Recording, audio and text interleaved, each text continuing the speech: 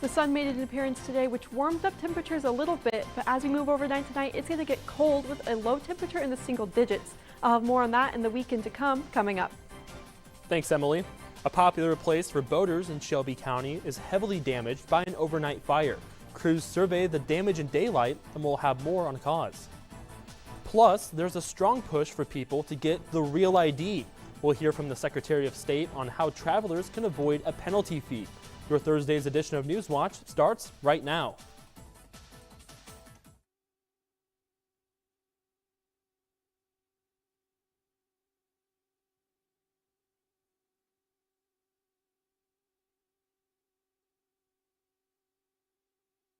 The Charleston House proudly supports Newswatch. Now welcoming guests on Charleston's historic 6th Street, the Charleston House Bed and Breakfast Inn offers refined accommodations in a beautifully restored bed and breakfast. For booking information, visit craigcollection.com or call the number on screen. TCI Realty, Charleston area's real estate connection. Commercial, land and farm, and residential real estate. Experienced realtors with an up-to-date website at tcirealty.net. TCI Realty supports the students of WEIU Newswatch. Alamo Steakhouse and Saloon. Whatever the occasion, it's an environment for an evening of dining, conversation, and cocktails. Whatever your needs, our staff is ready. Alamo Steakhouse and Saloon, located at the Cross County Mall, Mattoon.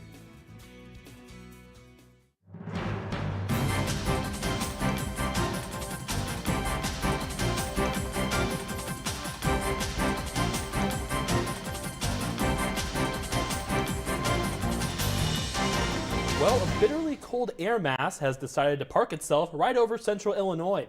Good evening and thanks for joining us. I'm Matt Williamson. And I'm Emily Davis. The sunshine felt good today, but it warmed things up a little bit. But as we look at our high temperatures today, we saw high temperatures still down in the 20s for the majority of the viewing area. A high temperature of 29 degrees here in Charleston. But as we look down at Effingham, we saw high temperature right around that freezing mark at 32 degrees. But those temperatures are going to start to drop down significantly as we move overnight tonight. A low temperature overnight tonight of just 8 degrees in the single digits with partly cloudy skies as we move overnight tonight, but we're going to be seeing winds blowing out of the south, which won't be contributing to our temperature overnight, but eventually will contribute to our temperature tomorrow, warming us up into the 30s for a high temperature tomorrow. A high temperature just at that freezing mark of 32 degrees, and we're going to be seeing those clouds come and go throughout the daytime. Partly cloudy skies in the morning, starting our day off once again in the single digits with temperatures around 9 degrees, but then those skies will clear up and we'll see sunny skies and temperatures reach the low 30s. That's a first look at your Skywatch forecast. Now back to the desk. Thanks, Emily. In other news, a restaurant on Lake Shelbyville is damaged by an overnight fire. In a Facebook post, Sullivan Marina and Campground reported a significant fire broke out after midnight. Marina owner John Fahey says the fire happened at the floating North End Pub and Grill, which has been closed for the season since October. Fahey says no boats or docks were damaged in the fire. He also says no injuries were reported and no cause has been determined. Fahey tells Newswatch they're committed to building back and they're thankful for the first responders who helped contain the fire. We also have more information on a commercial building fire in Mattoon. Fire Chief Jeff Hilligoss says firefighters were called to the 1600 block of Champaign Avenue Wednesday afternoon for reports of a structure fire. The fire broke out inside a commercial building on North 16th Street, the listed business address for Christina Lee's Collectible Corner.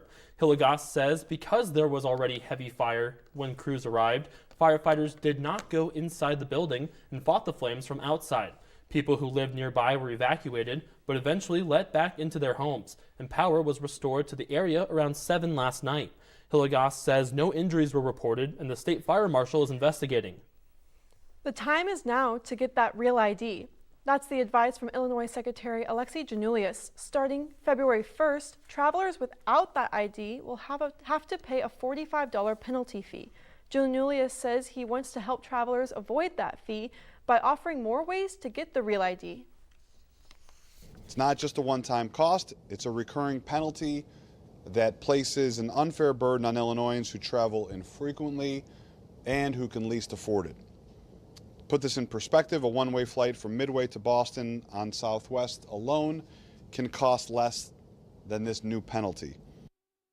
To learn more about what's needed to get a real ID, visit the portal on the Secretary of State's website at the address on your screen. After you apply for the ID at the DMV, you'll get a temporary paper driver's license until your permanent card arrives in the mail in about 15 business days. As hunters head to the woods for the second firearm season, the Illinois Department of Natural Resources says know the rules when it comes to technology. The IDNR says it's against the law to use drones for hunting or deer recovery. In fact, conservation officers will be on the lookout for unmanned aircraft during the winter hunting periods. The organization also says to avoid AI for answers about hunting regulations. State officials say the tool often provides flawed, conflicting, or incorrect answers. Eastern Illinois University is receiving both state and national recognition for programs that train high-tech professionals. University officials say EIU's online cybersecurity program has been ranked second highest in Illinois for 2026 by onlinecybersecurity.org. And in a separate ranking by Fortune magazine, Eastern placed fourth in the nation for its cybersecurity master's program. School leaders say these programs train students for highly marketable roles in information security, and they say those roles come with median wages of around $125,000. Well, here's some positively good news. The University of Illinois Police welcome a new therapy canine officer. Meet Stevie. He's a 2-year-old Australian Shepherd mix. Stevie will work with the community outreach and support team and will offer comfort and cuddles to the U of I campus community. WEIU and its PAW Report program have featured the U of I's canine therapy dogs in multiple episodes. To check those out, visit our YouTube channel. You better get those holiday gifts boxed up and in the mail. Some shipping deadlines are approaching. If you're using U.S. Postal Service, the priority mail deadline is December 18th. FedEx recommends shipping between December 17th and the 23rd for home delivery by Christmas Eve. UPS recommends shipping packages by December 19th for the 3-day select or December 22nd or 23rd for the second or next day air.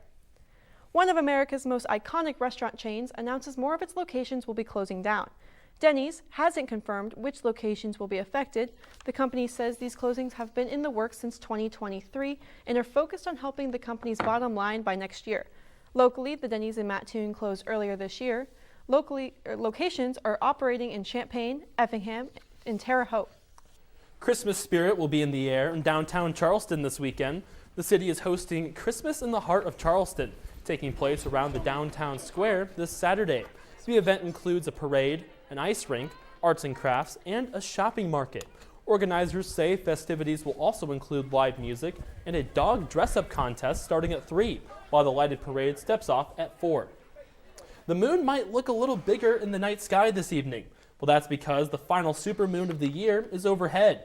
This supermoon is known as the cold moon, and it appears bigger than normal because it's closer to the Earth. Tonight's moon show is the last of 3 super sightings this year and will be the highest full moon in the night sky. We won't have to wait long to see another bright display. The next supermoon arrives in January 2026. Well, if you head out to stargaze tonight, bundle up. Brr! You're right about that. Temperatures dip down to the single digits, but warmer weather isn't far behind. When will we get back above freezing? I'll have that answer in your complete Skywatch forecast coming up. The PAW Report is back for season 15. We traveled to the University of Illinois to meet veterinary experts in dermatology, oncology, and cardiology. Plus, we take our cameras to a Central Illinois zoo and a wildlife rescue center. Be watching Monday at 7 o'clock on WEIU.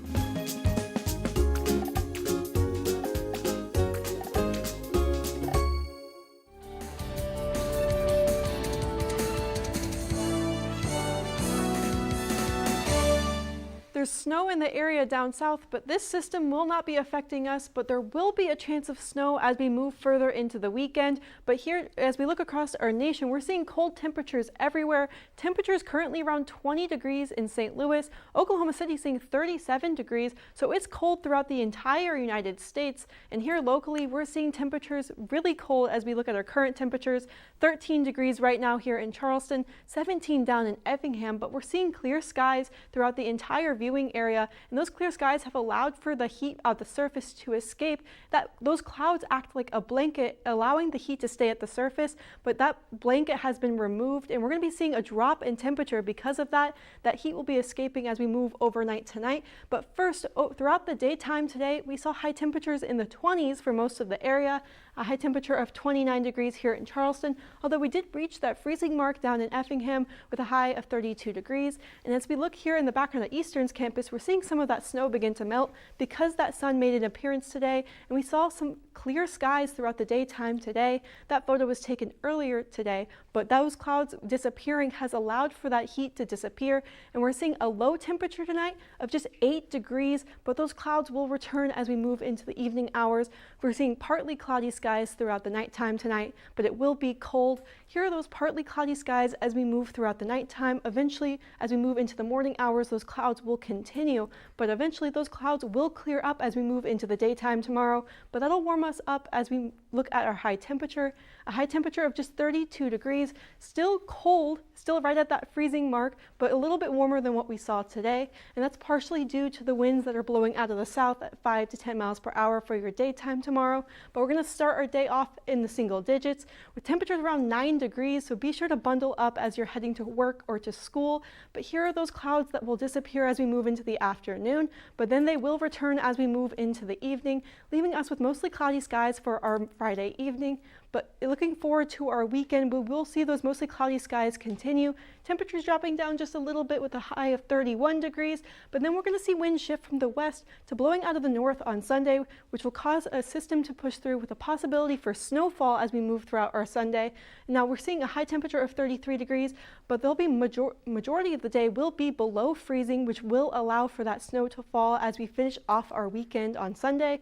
And the reason why we're seeing consistent temperatures in the low 30s as we move into the weekend is because we're seeing our upper level jet stream in this zonal pattern. This zonal pattern causes consistent temperatures, and in this case we're seeing consistently cold temperatures in the low 30s as we eventually move into Sunday and finish off our weekend. But looking at our graph here, we are going to see temperatures begin to warm up next work week, but before we get to that, we're going to see a drop in temperatures on Monday, eventually warming up on Tuesday and around midweek. But once again, all of these temperatures are below average for this time of year. The average for this time of year is typically in the 40s, and as we look at the next 6 to 10 days, we're going to stay below average. And now we're going to see those temperatures below average as we look at the next 7 days as well. Temperatures consistently in the low 30s as we move throughout the weekend. Snow possibility on Sunday, but then temperatures are going to cool down significantly overnight Sunday night with another low in the single digits with a low of 7 degrees, and then a cold day on Monday with a high temperature of 26 degrees. But next work week, we're going to see temperatures warm up with a high of 40 on Wednesday and a possibility of rain, not snow. Well, if it's going to rain on Wednesday, I'm going to be having to hit the Mary Poppins pose with the umbrella. I could probably pull it off, right? Yeah. Maybe not. We'll move on. Still to come tonight, the U.S. may be heading toward another severe flu season. There's a new strand of the virus, and we'll explain what that could mean for those of us here in the U.S. Thanks for watching. This is Newswatch on WEIU. Walking down the aisle of any toy store can be overwhelming with all the choices on the shelves. So how can shoppers and Santa nail down the list?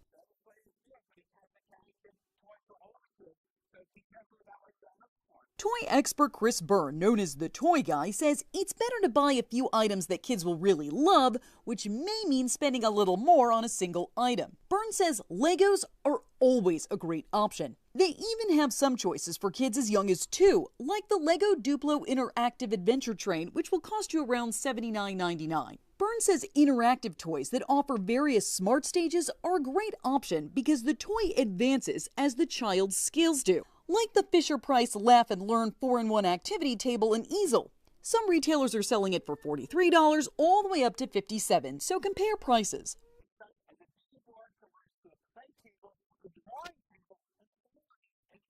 Looking for something a little cuddlier? How about this? Coco the Tumbling Panda for about $55. A really popular item among kids this year is the Transformers Cyberworld.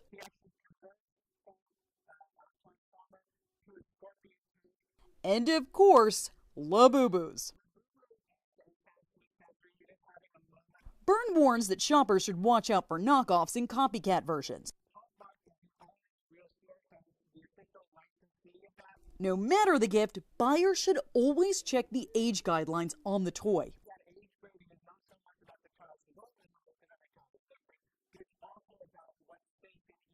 Byrne also recommends reading customer reviews. He also has more recommendations on his website, thetoyguy.com. For Consumer Watch, I'm Jen Sullivan.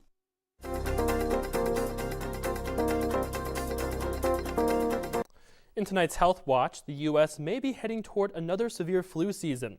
There's a new strain of the virus that's causing early surges in places like the United Kingdom, Canada, and Japan. Mandy Gaither talks about an infectious diseases expert about how this strain is different. Called subclade K, a mutated strain of influenza that's causing concern for the weeks ahead as flu season ramps up. Those few mutations may have some influence in just how effective the flu vaccine is going to be for the current season. Dr. Daniel Koritskis with Brigham and Women's Hospital says it's still important to get the flu shot this year because he says the latest strain is just one of 3 that typically circulate in a season, and being vaccinated will provide some protection. And very likely would make any influenza that you might acquire much less severe than if you are unvaccinated. But it appears many Americans are skipping their flu vaccines this year. Last winter's flu season was severe. The U.S. had its highest rates of flu hospitalizations in nearly 15 years. At least 280 children died of influenza. And with the combination of a new strain and upcoming holiday travel, experts fear this season could be just as bad. We're just seeing the first signs of increasing influenza activity throughout the country. Koritskis says it's also important to keep up those personal care measures to protect against flu, like good hand washing. And he says if you do get the flu, there are treatments available. There are several antiviral medications that are highly effective against influenza but need to be started early in the course of disease. For Health Minute, I'm Mandy Gaither. The doctor says if you feel sick, it's important to test for flu so it can be treated early and to make sure the illness isn't any kind of other respiratory infection.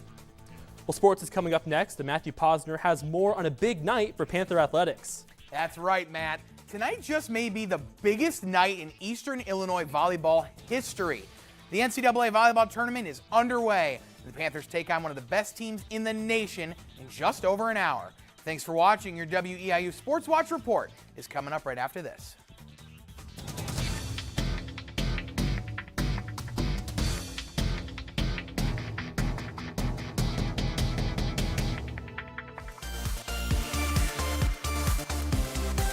By surviving hide and seek, you've triggered a new game. This time against the High Council families. Double or nothing. This part will be familiar. They will try to kill you. Samara Weaving has to survive another killer game and save her sister, played by Katherine Newton, in Ready or Not 2, Here I Come. Sarah Michelle Gellar, Nestor Carbonell, and Elijah Wood co-star in the action horror sequel, which lands in theaters next spring. Every choice, every mistake carried you to this spot. Chad Powers will take the field again. Hulu has renewed the football comedy starring Glenn Powell for a second season. I know what it is to risk everything you have for something that you want. If you want to see Denzel Washington in Spike Lee's Highest to Lowest on the big screen, you've got another shot. The drama about a music mogul in a life or death moral dilemma returns to theaters for one night this Saturday, December 6th. In Hollywood, I'm David Daniel.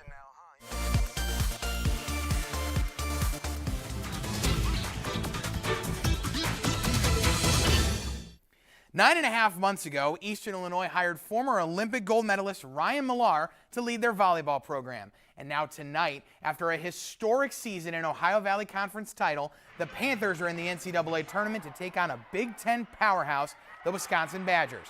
EIU finished 24-7 this season, including a 15-3 record in the OVC. They'll get their chance on the national stage against Wisconsin, one of the best teams in the country. The Badgers finished 24-4 on the season, earning second place in the Big Ten. Eastern will look to pull off a massive upset, and if they can pull it off, they would win their first NCAA tournament contest in program history. First round will start 30 minutes after the conclusion of the North Carolina and UTEP match, which is currently underway. Wednesday was National Signing Day across college football, and the University of Illinois makes major waves. The Illini signed the nation's 21st ranked recruiting class on Wednesday, including a program record 9 four-star recruits. It's yet another strong class for head coach Brett Bielema, who opened up about the challenges of recruitment in this new era of college athletics. Just a really unique transitional class, and the fact that this has probably been more people on the road seeing them at their schools or evaluating them, as well as the coaches, than any other class in the history that I've been as a head coach or here at the University of Illinois. This is Bielema's 5th straight top 50 recruiting class, making him a perfect 5 for 5 since his arrival in 2021. There had only been 3 top 50 recruiting classes for the Illini in the 10 years before his hiring. Some key names signed by U of I on Wednesday include 4-star defensive back Nick Hankins Jr. and 4-star receiver Naz Rankin. An Indiana State football player is named one of the top freshmen in the country. Nick Yatsko finished 20th overall in the 2025 Jerry Rice Award voting. The Rice Award is named after legendary Hall of Fame wide receiver Jerry Rice and is presented annually to the most outstanding freshman player in FCS play. Yatsko finished as the runner-up for the Missouri Valley Football Freshman of the Year and ended up 7th in conference for tackles per game. This year's award winner is Mercer University quarterback Braden Atkinson. Let's head now to high school basketball, where teams are starting their winter schedules. Charleston ends its 3-game losing streak and grabs a win against Sisseton Park 56-51. The Trojans are scheduled to play Paxton Buckley Loda tonight at 8. KZ Westfield continues to add wins to their season, moving to 3-0 after beating Effingham 55-48. Tuscola also starts its season strong, coming off a dominating 75-28 win over Villa Grove. As for the Sullivan squad, they suffered their first defeat of the season, falling short to Windsor 60-54. It's NBA time. The Chicago Bulls are in a slump, but a perfect bounce-back opportunity sits in front of them as the struggling Brooklyn Nets come to town. It's not Thanksgiving anymore, but Josh Giddey is still giving us some yams. The big dump keeps Chicago within 10 of the lead after 3 quarters. But in the 4th, the Nets take over. Brooklyn center Nicholas Claxton sprints his way to the hoop for the and one. And then Michael Porter Jr. drains a 3 from downtown to give the Nets a 9-point cushion. And with 5 minutes to go, Claxton denies Ayo Dosunmu at the rim for one of the best blocks you'll ever see. The Bulls take yet another ugly loss as the Nets win 113-103. After starting 6-1, Chicago has now fallen all the way to 9-12 and are currently 11th in the Eastern Conference. A quick extra note from the Bulls. Rookie forward Noah Esenge will miss the remainder of the season with a left shoulder injury. The 18-year-old first-round pick from France, appeared in just 2 games in his debut season for Chicago. Finally tonight, the Indiana Pacers need to start climbing their way up in the Eastern Conference. But Nikola Jokic, Jamal Murray, and the Denver Nuggets are in town for another tough showdown. Early on, Murray could not be stopped, and this gorgeous step-back 3 over Jay Huff was a sign of things to come. Later in the half, Murray puts Pascal Siakam on ice skates and buries a 3 in his face, and he's up to 23 points in the first half. But don't worry, there's more. Jamal Murray adds another 3 points on this and one right in the heart of the Pacers defense, and he finishes the game with 52 points. It wasn't all bad for Indiana, however, as Ben Shepherd has Murray flying to the airport before burying a wide-open corner 3. At the end of the day, the Nuggets hold on to their huge lead and get the 135-120 win over the Pacers, who now sit at 4-18 on the year. And that'll do it for Sports Watch tonight. Over to you, Matt. All right, thanks, Matthew. How about this story to end the night? There's a joke here somewhere, but it's not about a chicken. Authorities in Florida respond to an unusual roadblock. This 14-foot, 600-pound alligator decided to park itself on a street in Sarasota County. So how did the gator cross the road? Well, the reptile didn't exactly cross it. The move took 7 deputies and a skilled trapper to lift the gator from the road and load it onto a truck. If you're wondering how this story ends, the sheriff's office says the gator was released at an alligator farm. Well, I wish Mother Nature would release some warmer air. Emily Davis is back with a final check of the Skywatch forecast. We're all wishing for some warmer air. We might see a little bit warmer tomorrow, but it won't be significantly warmer, just that A high temperature tomorrow of just around that freezing mark with a high of 32 degrees, but we will see some sunshine tomorrow in the afternoon hours, the late afternoon. But as we look at the next 7 days, we're going to be seeing temperatures cool down before they warm up again, but we will see a chance of snow on Sunday with a high temperature of 33 before cooling back down in the single digits overnight Sunday night. But as we move into the work week next week and around midweek, we're going to see temperatures begin to warm back up with a high of 37 degrees on Tuesday and a high of 40 degrees on Wednesday with a possibility of rain instead of snow. But that rain may turn to snow as we move overnight because temperatures will drop down to a low temperature of just 18 degrees on Wednesday before a high of 32 degrees on Thursday. That's a final look at your Skywatch forecast. Now back to the news desk. Thanks, Emily. That's all the time we have for tonight's edition of Newswatch, but we'll be back just before 10 for another edition of Newswatch. Thanks for tuning in and enjoy the rest of your evening. Coming up next on WEIU, BBC News, The Context.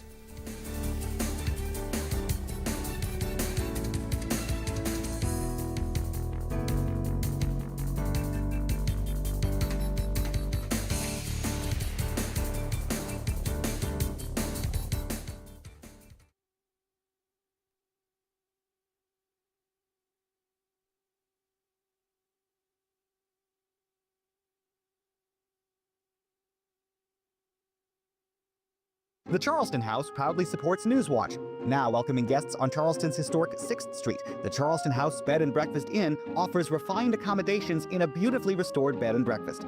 For booking information, visit craigcollection.com or call the number on screen. TCI Realty, Charleston area's real estate connection. Commercial, land and farm, and residential real estate. Experienced realtors with an up-to-date website at tcirealty.net. TCI Realty supports the students of WEIU Newswatch. Alamo Steakhouse and Saloon. Whatever the occasion, it's an environment for an evening of dining, conversation, and cocktails. Whatever your needs, our staff is ready. Alamo Steakhouse and Saloon, located at the Cross County Mall, Mattoon.